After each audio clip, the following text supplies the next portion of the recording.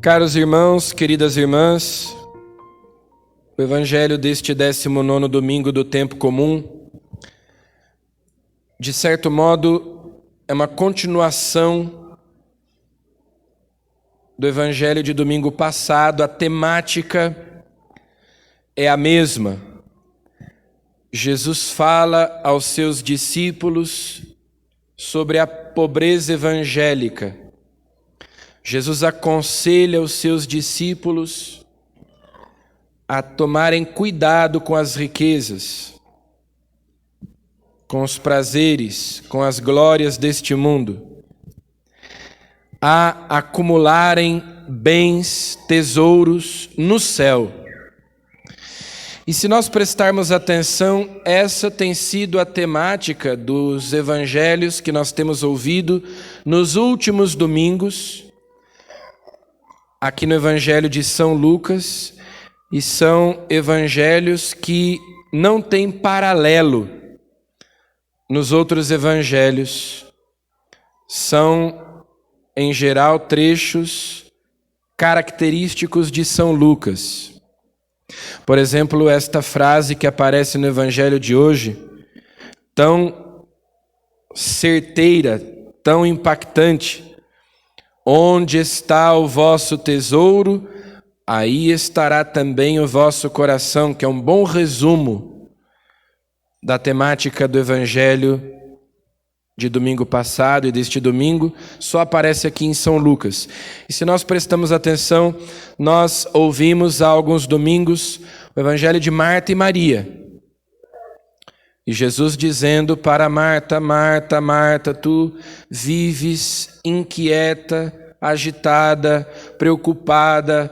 Uma só coisa é necessária. Maria escolheu a melhor parte e esta não lhe será tirada, chamando a nossa atenção para o essencial, que é invisível aos olhos. Depois Jesus ensina o Pai Nosso. E no Pai Nosso ele nos ensina que, em primeiro lugar, nós devemos pedir que o nome de Deus seja santificado, que venha a nós o seu reino, que seja feita a sua vontade, para depois nós pedirmos o pão de cada dia, o pão material, mas também o pão espiritual, o pão necessário à nossa subsistência, o pão de cada dia, não o supérfluo, apenas o necessário para viver com dignidade. Depois, no Evangelho de domingo passado, a parábola daquele homem rico que acumulava bens, acumulava tesouros, derrubou os celeiros, construiu maiores, e Deus o chamou de louco, de insensato, porque ele morreu e deixou para trás os bens que tinha acumulado, mas não era rico para Deus, não ajuntou tesouros no céu. Então, Jesus, aqui no Evangelho de São Lucas, vai insistindo conosco, domingo após domingo, nessa temática, falando da pobreza evangélica. É um conselho. São 3 os conselhos evangélicos: a pobreza, a obediência, a castidade.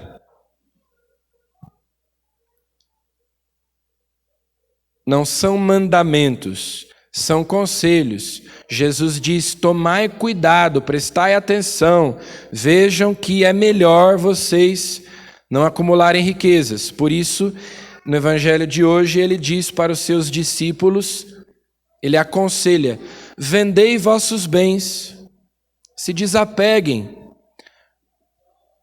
dos vossos bens, dai esmola, pratiquem obras de misericórdia, fazei bolsas que não se estraguem, um tesouro no céu que não se acabe, porque o tesouro que nós juntamos no céu não pode ser roubado. Aí o ladrão não chega, nem a traça corrói.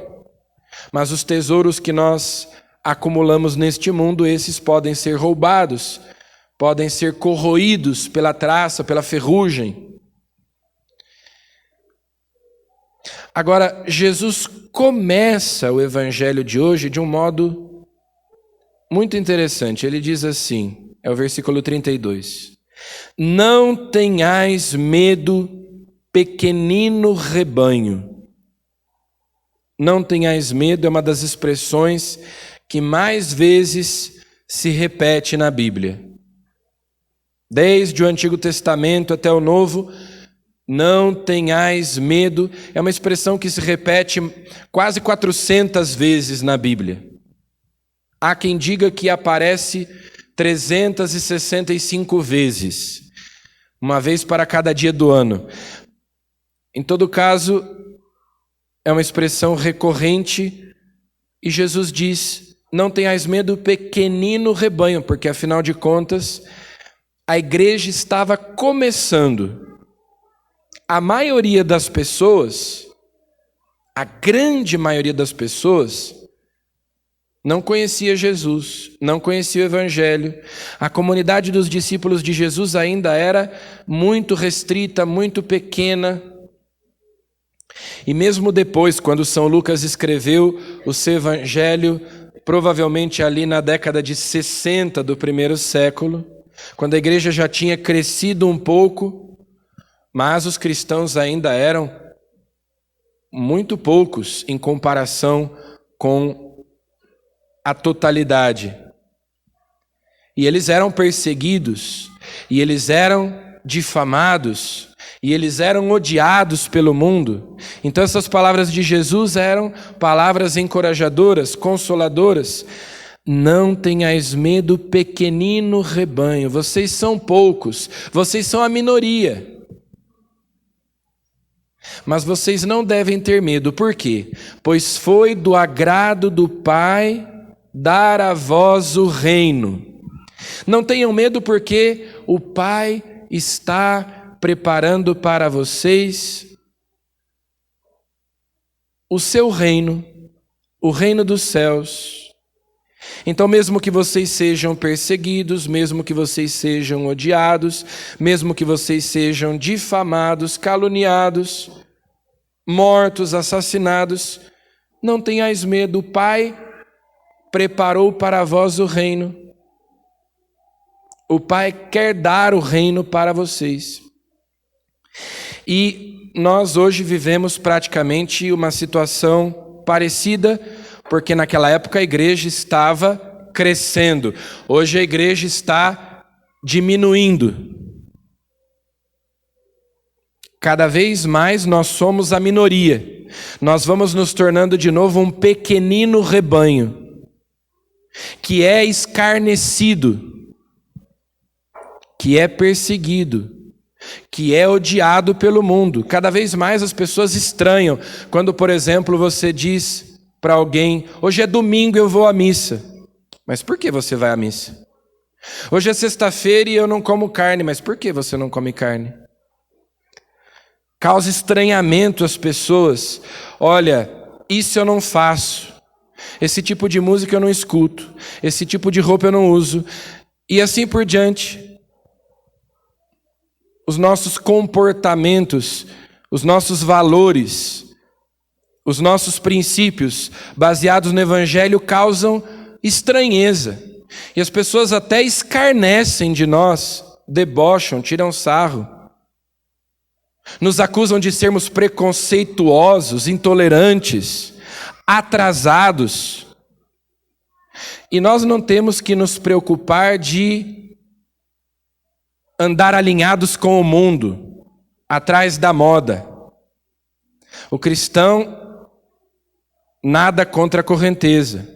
Nós somos um pequenino rebanho e seremos cada vez mais, porque isso foi profetizado, está nas Escrituras. O próprio Catecismo da Igreja Católica diz: no fim dos tempos haverá uma grande apostasia, um esfriamento da fé, e muitos perderão a fé. O próprio Jesus se perguntou: quando o Filho do Homem vier, encontrará fé sobre a terra?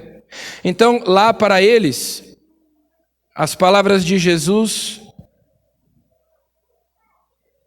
significavam: vocês ainda são pequenos, vão crescer. Para nós significa: vocês já foram grandes, estão diminuindo. Mas não tenham medo, não sejam covardes, não queiram agradar o mundo, porque vocês são a minoria. Pois foi do agrado do Pai dar a vós o reino. Nós vivemos num tempo de crise, que provavelmente vai se agravando cada vez mais. Nós estamos testemunhando o colapso de uma civilização. A nossa civilização ocidental, cristã, está em colapso, está em decadência. E as coisas vão piorar cada vez mais. E nós, em tempos de crise, as pessoas querem segurança, elas querem se agarrar em alguma coisa. O mundo parece cada vez mais instável, mais louco. A gente precisa provar para as pessoas que a grama é verde. E daí as pessoas dizem, não, é azul, é vermelho. E você diz, não, é verde. E ela diz, você é preconceituoso, você está dizendo que a grama é verde. A grama pode ser azul, pode ser amarela, pode ser da cor que eu quiser. E Jesus nos diz, não tenhais medo. E nós cristãos temos que tomar cuidado já que nós vivemos num tempo de crise e as pessoas buscam segurança, fundamento, para ficarem de pé, não colocarmos a nossa segurança no lugar errado. Onde está o vosso tesouro, aí estará também o vosso coração. Que vossos rins estejam cingidos e as lâmpadas acesas. Vigiai. Muitas vezes, o cristianismo foi acusado de anestesiar as consciências das pessoas, de ser alienante. Karl Marx dizia que a religião é o ópio do povo, porque o cristianismo fica ensinando as pessoas a esperarem uma felicidade no céu, fica ensinando as pessoas a aguardarem a vida eterna, e por isso elas deixam de se indignar e de lutar contra as opressões aqui deste mundo, as injustiças. Então, ele dizia, o cristianismo é o ópio do povo, anestesia as consciências, aliena as pessoas da realidade, e elas ficam ali sonhando com um mundo vindouro, uma felicidade no céu, e se contentam com uma vida miserável aqui nesse mundo. Mas é justamente ao contrário. Quando as pessoas perdem a perspectiva da eternidade, é que elas se tornam alienadas. Quando as pessoas não se dão conta de que esta vida passa e que nós temos diante de nós a morte, o juízo e a possibilidade da salvação ou da condenação eterna, da vida ou da morte eterna, que Jesus diz claramente no Evangelho de hoje, contando aqui a parábola dos empregados que esperam o seu patrão chegar de uma festa e não sabem a que hora ele vem, e que aqueles que estiverem preparados, acordados, que se comportaram bem, serão recompensados. Ele mesmo vai servi-los, o patrão vai servi-los quando chegar, mas aqueles que se comportaram mal serão castigados, chicoteados. Quando as pessoas perdem essa perspectiva da eternidade, é que elas vivem loucas, alucinadas, com a consciência anestesiada, porque daí elas já não têm a proporção das coisas, o peso certo das coisas. E vivem então apegadas a este mundo, fazendo a sua segurança consistir não em Deus, mas nos prazeres, nas riquezas, nas glórias deste mundo que passa. E infelizmente até na igreja se tentou dar ouvidos ao que Karl Marx disse, né? E Por muitas décadas, quase já não se falava de céu nem de inferno na igreja, porque nós temos que construir o reino aqui nesse mundo. Uma sociedade igualitária, sem classes, instrumentalizando politicamente o evangelho, para que ele tivesse alguma utilidade aqui para este mundo, deixando de olhar para o céu. Só olhando na perspectiva do céu é que nós conseguimos olhar com clareza, nitidamente, este mundo, esta vida. É o que fez a teologia da libertação, por exemplo. É o que faz a teologia da prosperidade nas igrejas evangélicas. Você segue Jesus para ter um bom carro, uma boa casa, um bom emprego, para não ter insônia, para não ter depressão. Você segue Jesus para ter recompensas aqui nesse mundo. Pouco interessa o que vem depois. Conta a tua bênção, irmão. A minha bênção é que eu tinha um Fusquinha e agora eu tenho um Camaro amarelo. A minha bênção é que eu morava na favela e agora eu moro numa mansão. Ou seja, o evangelho foi adulterado, falsificado, seja pela teologia da libertação, que promete um paraíso aqui na terra, uma sociedade sem classes, o reino que nós vamos construir aqui, ou a teologia da prosperidade, que faz as pessoas seguirem Jesus para terem recompensas aqui nesse mundo. E quanto mais nós vemos a sociedade em colapso, o mundo em crise, mais as pessoas vão procurando segurança e se agarrando nas coisas que passam, quando ao contrário, Jesus vai nos dizer que nós devemos olhar para o céu, para darmos o peso certo das coisas. Olhar tudo na perspectiva da eternidade. A parábola que Jesus conta hoje nos diz que nós somos administradores e não proprietários dos bens que recebemos de Deus, administradores da nossa vida, e que nós teremos que prestar contas quando Ele vier. Há um juízo. Há recompensa, mas há também castigo. E a quem muito foi dado, muito será cobrado.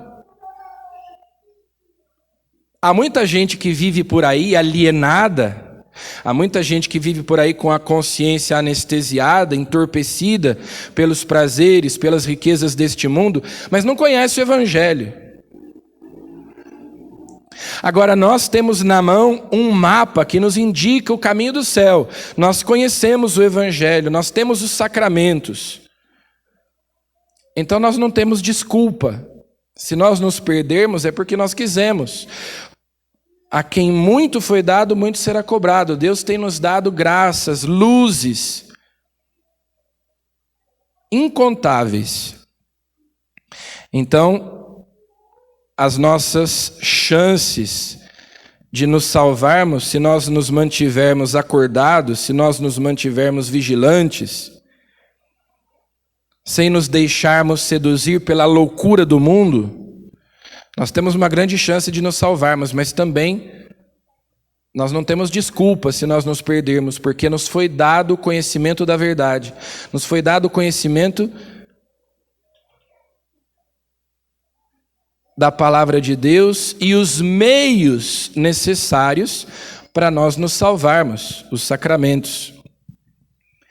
Nós somos administradores e não proprietários da nossa vida, dos bens materiais e espirituais que possuímos, e vamos prestar contas ao Senhor quando Ele vier.